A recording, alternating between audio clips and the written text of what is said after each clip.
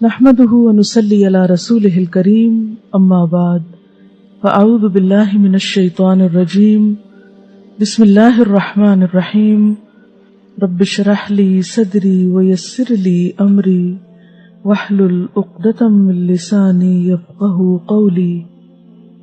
وہ کیا وجوہات ہیں کہ بہت سی باتیں ہمیں پتہ ہوتی ہیں لیکن ہمارے عمل میں نہیں ہوتی؟ ہم کر سکتے ہیں لیکن ہم کرتے نہیں ہیں، تو اس کا سبب کیا ہوتا ہے؟ بھول جاتے ہیں۔ ایک بڑا سبب یہ ہے کہ ہم بھول جاتے ہیں۔ یاد رکھنے کے کیا طریقے ہو سکتے ہیں؟ اس کے لیے ہمیں اپنی زندگی کو کچھ منظم کرنا ہوگا۔ اگرچہ یہ کام بچپن سے شروع ہوتا ہے، زندگی کے جو ابتدائی سال ہیں، جب شخصیت کی فارمیشن ہو رہی ہوتی ہے، تو اس وقت نسبتاً آسان ہوتا ہے۔ آپ میں سے کچھ لوگ اس دور سے گزر رہے ہیں، لیکن میں سمجھتی ہوں کہ اٹس نیور ٹو لیٹ۔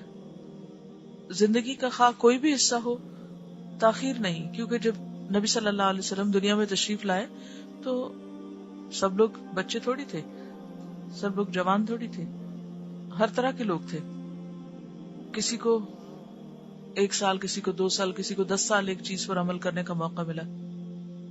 تو جب ہم اپنی زندگی میں ایک اچھی چیز کو جان لیتے ہیں اور اس کی ابتدا کر لیتے ہیں، وہ مشکات کی وہ حدیث تو آپ کو یاد ہوگی کہ جو شخص علم حاصل کرنے کے لیے نکلا، تو صرف علم حاصل کرنے کے لیے نکلنا ہی جو ہے وہ پچھلے کیے ہوئے قصوراں کا کفارہ ہو جاتا ہے۔ کانا کفارۃ لما مضی، طلب علم جو ہے وہ پچھلے گناہوں کا کفارہ بھی ہے۔ اچھا، ان میں صرف گناہ نہیں ہے، ان میں کفارۃ لما مضی، لما مضی میں کیا؟ جو بھی ہو چکا، جو کوتاہی ہو گئی، جو کمی ہو گئی، جو عادت اتنے دن ہمیں نہیں پڑی، تو اس سے ہمیں ایک امید ملتی ہے، ایک ہوپ ملتی ہے، کیونکہ عموماً ہم جس بھی عمر کے حصے میں ہیں، مثلاً میں اب جو کوئی کام نیا سیکھتی ہوں، شروع کرتی ہوں، تو تھوڑی دیر کے لیے ایک ریگریٹ ضرور ہوتی کہ اتنے سال پہلے کیوں نہیں پتا چلا، اگر اتنے سال پہلے میں یہ شروع کر لیتی تو اب تک کتنا کر چکی ہوتی۔ لیکن بات یہ ہے کہ اگر آج بھی پتا چلی ہے اور آج سے بھی عمل شروع کر دیا ہے تو انشاءاللہ تعالیٰ پچھلے کو بھی کفارہ ہو جائے گا۔ تو اس سے پھر وہ جو ایک ندامت اور ایک مایوسی سی آنے لگتی ہے وہ نہیں رہتی۔ لیکن یہ اسی وقت ہو سکتا ہے کہ جب ہمارا علم ہمارے عمل میں بھی بدلے۔ اگر علم عمل میں نہیں بدلتا تو اس کی ہمیں زیادہ فکر ہونی چاہیے، اور اس کو بدلنے کے لیے کیا کیا طریقے ہو سکتے ہیں۔ مثلاً نمازوں کی خشوع پہ بہت بات ہوتی رہی، اب یہ قرآن پاک کی کچھ مخصوص آیات آپ حفظ کر رہے ہیں۔ طریقہ آپ اپنے اعتبار سے کوئی بھی کر سکتے، کیونکہ ہم آپ کے لیے کوئی ایک فکس نہیں کریں گے۔ دین میں نئی باتیں فکس کرنا جو ہے، یہ سب کو ایک چیز کا فرض کے درجے میں پابند کرنا، تربیت کے لیے ایک خاص وقت تک کے لیے تو ہو سکتا ہے، لیکن مستقل طور پر کوئی بھی نیا طریقہ ایجاد نہیں کیا جا سکتا۔ دین کے معاملے میں اس طرح کی پابندی کسی پہ مستقل نہیں ڈالی جا سکتی۔ ہاں، ایک مشورہ ضرور دے سکتے ہیں جو تجربے اور مشاہدے میں کامیاب مشورہ ہے، کہ مختلف نمازوں کے ساتھ مختلف چیزیں آپ باندھ لیں۔ یہ جو 5 نمازیں ہیں، یہ 5 اوقات ہیں اور 5 نشان ہیں ایک طرح سے۔ دن کے مختلف حصوں میں ہمیں جگانے کے، غفلت سے نکالنے کے، اللہ کے قریب ہونے کے 5 مقامات ہیں، 5 نشانات ہیں، 5 اوقات ہیں۔ اگر ہم ان کے ساتھ کچھ اپنے معمولات کو، کچھ چیزوں کو باندھ لیں تو انشاءاللہ آپ دیکھیں گے کہ غیر محسوس طریقے سے چیزیں ہوتی چلی جائیں گی۔ اور صرف نمازوں کے ساتھ ہی نہیں، کچھ اور اوقات کے ساتھ بھی۔ مثلاً سو کر اٹھنے کے بعد یہ کوئی ایک عمل، فجر کی نماز کے بعد ایک، گھر سے نکلتے ہوئے کوئی کام، کوئی ایک ذکر، مثلاً راستے کے لیے آتے ہوئے، جاتے ہوئے، کھانا پکاتے وقت کوئی ایک مخصوص چیز اپنے لیے لازم کر لیں۔ اور ہر ایک کے چونکہ رولز مختلف ہیں تو گولز بھی مختلف ہوں گے، تو آپ اپنے پہلے رولز دیکھیے کہ آپ کا رول کیا ہے۔ ایک شخص کے کئی رولز بھی ہو سکتے ہیں، ایک شخص کے کئی رولز ہو سکتے ہیں۔ مثلاً آپ کا ایک رول کیا ہے گھر میں ایک ماں کا، فار ایگزامپل، ماں ہونے کی حیثیت سے پھر آپ کے گولز فرق ہو جائیں گے۔ جو لوگ ابھی تک ماں نہیں بنے، بچیاں ہیں ینگ، تو ان کا ابھی یہ رول مسنگ ہے، ان کو ہم ایسے گولز نہیں دے سکتے کہ جو بحیثیت ایک ماں کے آپ پورے کر سکتے ہیں. اسی طرح اگر آپ ایک طالب علم ہیں، سیکھ رہے ہیں ابھی، آپ کے گولز مختلف ہو جائیں گے. اور اگر آپ ایک استاد بن چکے ہیں، یا یہ کہ آپ مختلف جگہوں پر کلاسز لے رہے ہیں، تبلیغ شروع کر دی آپ نے، تو آپ کے جو گولز ہیں وہ فرق ہو جائیں گے. تو ہمارے کچھ گولز ایسے ہیں جو کامن ہیں.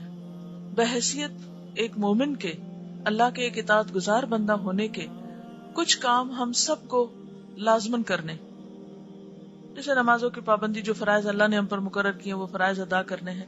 اسی طرح کچھ چیزیں ہمارے پر فرض تو نہیں کی گئی، لیکن وہ اتنا اجر اور اتنا درجہ ہے ان چیزوں کا کہ اگر ہم وہ کر لیں تو درجات کی بلندی کا سبب ہوگا.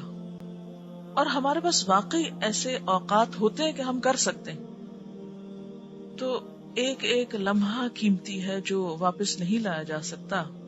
اور سورۃ المنافقون کی آخری آیات جو ہیں، وَلَن يُؤَخِّرَ اللَّهُ نَفْسًا إِذَا جَاءَ أَجَلُهَا، جب موت کا وقت آ جائے گا تو کسی کو ایک لمحے کی مہلت بھی نہیں ملے گی، کسی کو کچھ بھی اور وقت نہیں ملے گا. تو اصل چیز جو کچھ بھی ہمارے پاس ہے نعمتوں میں سے، سبھی قیمتی ہیں، لیکن سب سے زیادہ جو چیز قیمتی ہے، جو نہ خریدی جا سکتی ہے، نہ ادھار لی جا سکتی ہے، نہ کوئی اپنے حصے کی ہمیں دے سکتا ہے، وہ کیا ہے؟ وہ وقت ہے.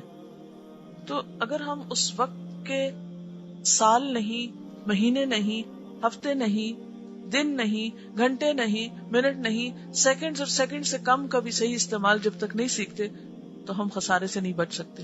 اسی لیے اللہ تعالیٰ نے سورۃ العصر، عصر زمانہ یا وقت کا دوسرا نام ہے، اس کے ساتھ ہی فرمایا ان الانسان لفی خسر، یقیناً انسان خسارے میں، سوائے اس کے کہ آپ یہ 4 کام کریں جو آگے اس میں بتائے گئے. تو اب وہ 4 کام تو موٹے موٹے ہیں، ایمان لاؤ، عمل نیک کرو، وہ کون سے نیک عمل، ان کی کوئی ڈیٹیل بھی تو ہوگی. تو اس ڈیٹیل میں کیا ہے کہ آپ اپنے پہلے تو فرائض پورے کریں، اور صرف فرائض کی حد تک اکتفا نہ کریں، بلکہ اس کے ساتھ ساتھ پھر اپنے باقی جو ذمہ داریاں ہیں اور باقی جو بہترین استعمال ہے لمحے لمحے کا. یعنی ہمیں یہ نہیں دیکھنا کہ آج کا ہمارا دن کیسے گزرا، صرف یہ نہیں دیکھنا ہمیں، بلکہ کیا دیکھنا ہے کہ آج صبح، دوپہر، شام، پھر صرف صبح دوپہر شام نہیں، ہمارا گھنٹہ گھنٹہ کیسے گزرا، اور گھنٹہ گھنٹہ نہیں، ہمارا لمحہ لمحہ کیسے گزرا. جیسے ایک بزرگ نے کہا تھا نا کہ اپنا احتساب اس طرح کرو کہ تم ہر لمحے یہ دیکھتے رہو کہ جنت سے کتنے قریب ہو رہے ہو، جہنم سے کتنے دور ہو رہے ہو، اللہ سے کتنے قریب ہو رہے ہو، شیطان سے کتنے دور ہو رہے ہو، یا وائس ورسا. تو ایک مومن تو ہر لمحہ چوکس رہتا ہے اور اپنے تمام لمحات کی حفاظت کرتا ہے. یعنی ہمیں اپنے تمام لمحات کی حفاظت کرنا ہے. اب یہ حفاظت کس طرح ممکن ہے؟ اس میں ایک تو یہ کہ الحمدللہ اللہ کا شکر ہے، ہمیں بہت سے غلط کاموں کا پتہ چلا، ہم نے ان کو اپنی زندگی سے نکال دیا. کچھ عبادات کا، کچھ نیکی کے کاموں کا پتہ چلا، وہ ہم نے اختیار کرنے شروع کر دیے. لیکن ابھی بھی میں دیکھتی ہوں کہ اگر دن ضائع نہیں کرتے ہم تو گھنٹے ضرور ضائع کر دیتے ہیں. اگر گھنٹے ضائع نہیں بھی کرتے ہم الحمدللہ تو منٹس تو ضرور ضائع کرتے ہیں. اور سمیت میرے ہم سب اس کوتاہی کا شکار ہیں. اور پھر صرف اتنا نہیں کہ استعمال کرنا ہے ان اوقات اور لمحات کو، بلکہ ہمارا اصل مقابلہ کس چیز کا ہے کہ ہم نیکی میں آگے کتنا بڑھتے ہیں اور اس کا بہترین استعمال کیسے کرتے ہیں. یعنی ایک تو یہ ہے نا کہ ہم نے اوقات گنوائے نہیں، ضائع نہیں کیے، سستی اور کسل مندی سے کام نہیں لیا. پھر یہ اگلی سٹیج آ گئی، اگلا درجہ آ گیا کہ ہم نے اچھے کام میں لگائے. پھر صرف اتنے پہ نہیں رہنا ہمیں، بلکہ اس سے آگے بڑھ کر یہ سوچنا ہے کہ اس سے بہترین جو موجودہ ہماری انویسٹمنٹ ہے، اس سے بہترین انویسٹمنٹ کیا ہو سکتی. اللہ تعالیٰ سے دعا ہے کہ وہ ہمیں بہترین عمل کی توفیق عطا فرمائے. وآخر دعوانا ان الحمد للہ رب العالمین. سبحانک اللہم وبحمدک، نشہد ان لا الہ الا انت، نستغفرک ونتوب الیک. والسلام علیکم ورحمۃ اللہ وبرکاتہ.